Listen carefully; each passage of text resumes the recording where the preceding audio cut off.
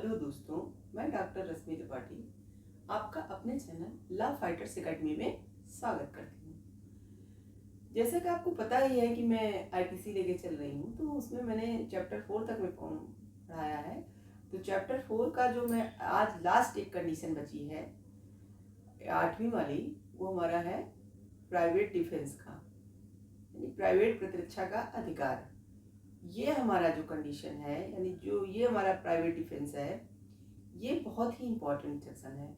इसीलिए मैं आज आपको एक साथ ही नहीं पढ़ाऊंगी, जो कि सेक्शन आपको 96 से लेके 106 में पूरा ये कंप्लीट दिया हुआ है हमारा प्राइवेट डिफेंस। तो मैं आपको आज ही पूरे सेक्शंस नहीं पढ़ाऊंगी, मैं आपको इसको पार्ट वाइज पढ़ाऊंगी, क्योंकि ये सेक्शंस बहुत इम्पोर्टेंट हैं। तो मैं आपको अच्छे से एक एक सेक्शन समझाऊंगी। और यह सेक्शन सिर्फ लॉ के स्टूडेंट के लिए ही नहीं बहुत इम्पोर्टेंट है, यह सेक्शन आम जीवन के लिए भी बहुत उपयोगी है। कभी कभी हमको पता रहता है कि हम अपना बचाव नहीं कर पाते, क्योंकि हमें ये नॉलेज नहीं रहता कि हमें बचाव करना चाहिए अपना कि नहीं करना चाहिए। हम ये डर जाते हैं कहीं हमसे अपराध तो नहीं हो जाएगा। जैसे कि क्या है कि किसी किसी लड़की को मतलब का कोई रेप कर रहा है मान लो, और लड़की को ये नॉलेज नहीं है कि मुझे अपने बचाव में क्या करना चाहिए। वो ये सोच रही हो कि अगले पर्सन को मैं यार मान लीजिए किसी भी चीज़ से मार दूं या कुछ कर दूं, तो कहीं मैं अपराधी न घोषित कर दी जाऊँ। बहुत लोग ये डर डर के मारे अपने आप से बचाव नहीं कर पाते हैं। तो आज हमारी सेक्शन यही सब हमें बताएगी कि हमें अपने अधिकारों के बारे में जानना कैसे है, कैसे हम अपने आप का बचाव कर सकते हैं, अपनी प्रतिरक्षा कर सकते हैं। और प्रतिरक्षा करना हमारे कानून में मान्य है, अपनी स्वयं की रक्षा करना अगर हम किसी मुसीबत में हैं तो आज का सेक्शन यही सब बताएगा आपको, और ये बहुत ही इम्पोर्टेंट होने वाला है। तो चलिए हम लोग चलते हैं, स्टार्ट करते हैं अपना सेक्शन। तो हमारा जो जैसा कि ये जो प्राइवेट डिफेंस है, ये तो मैंने आपको बताया है कि सेक्शन 96 से लेके 106 तक है। तो हम चलते हैं सेक्शन 96 की तरफ। क्या कहता है बेरेट में, देखिए सब लोग, बेरेट में सेक्शन 96 में कहता है कोई बात अपराध नहीं है जो प्राइवेट प्रतिरक्षा के अधिकार में की जाती है। तो यहाँ कहने का मतलब ये है इनके कि कोई बात अपराध नहीं है जो हम प्राइवेट प्रतिरक्षा के अधिकार में करते हैं। अब ये प्राइवेट प्रतिरक्षा क्या हुआ? प्राइवेट प्रतिरक्षा ये हुआ कि हम अपने खुद के बचाव में, जैसे मान लीजिए कोई आदमी हमारे ऊपर तलवार लेके हमको दौड़ा रहा है, तो हम उससे अपना बचाव कर सकते हैं, उसको हम भी किसी चीज से मार के उसकी तलवार गिरा सकते हैं। तो ये हुआ हमारा प्राइवेट डिफेंस, यानी अपनी अपनी स्वयं अपनी सुरक्षा करना, जब वहां हमारी सुरक्षा के लिए कोई मौजूद ना रहे। ये सेक्शन ये भी बताता है कि इसमें देखिए आपको ये लग रहा होगा कि ये सेक्शन बहुत ही सिंपल है कि कोई बात अपराध नहीं जो प्राइवेट प्रतिरक्षा के अधिकार में की जाती है।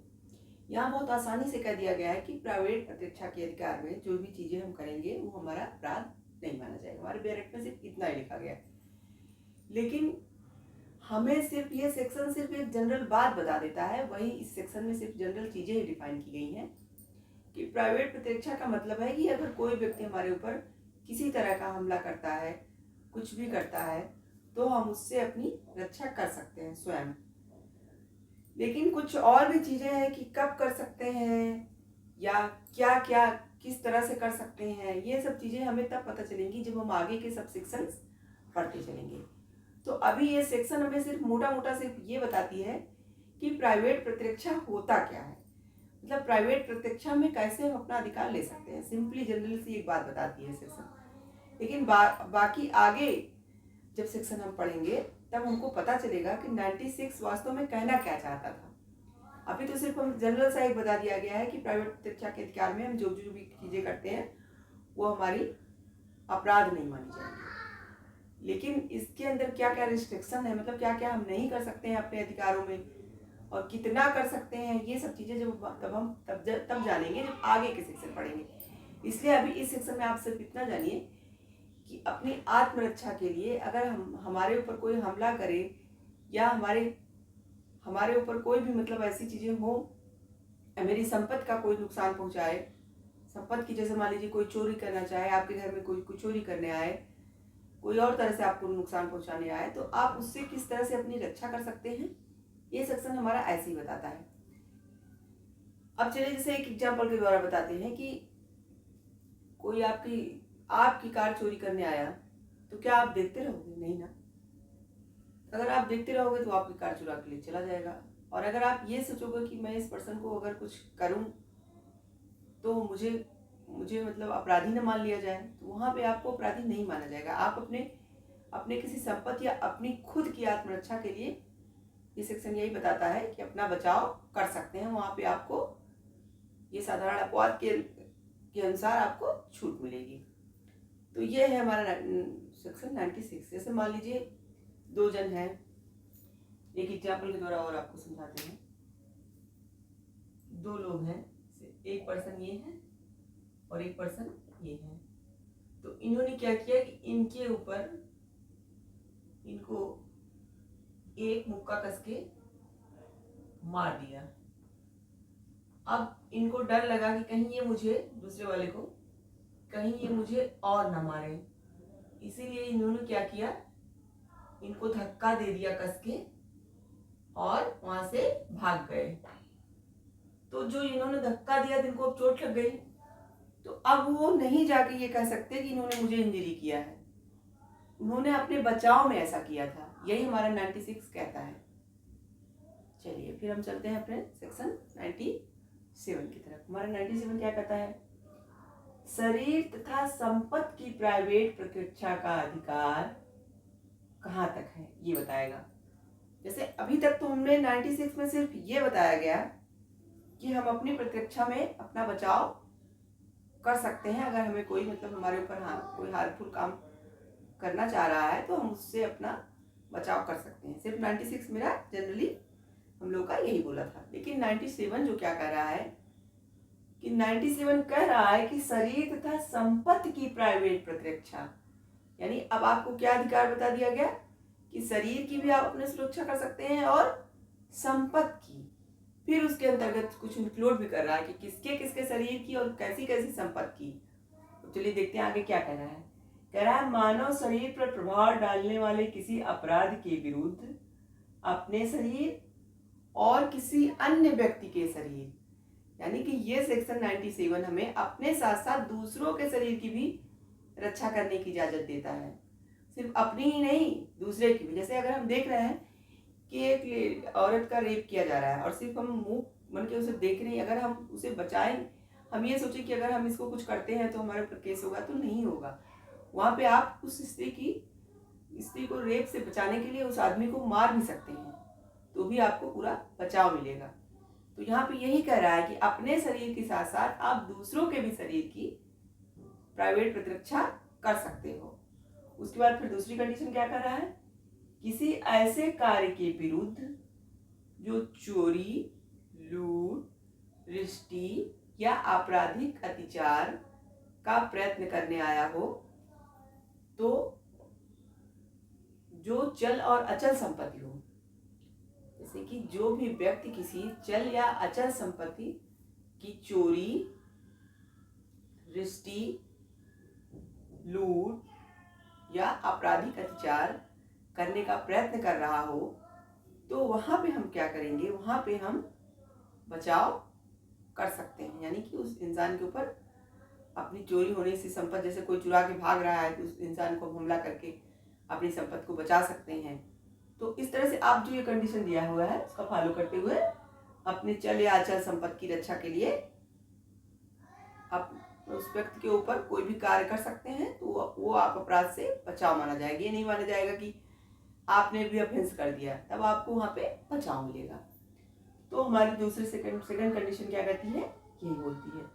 तो हमारा 97 क्या क्या बोला? 97 ने ये कहा सॉरी कि शरीर का जो प्राइवेट प्रतिरक्षा का अधिकार है, अपना हो या किसी और का हो, आप वहां पे शरीर की प्राइवेट प्रतिरक्षा कर सकते हैं।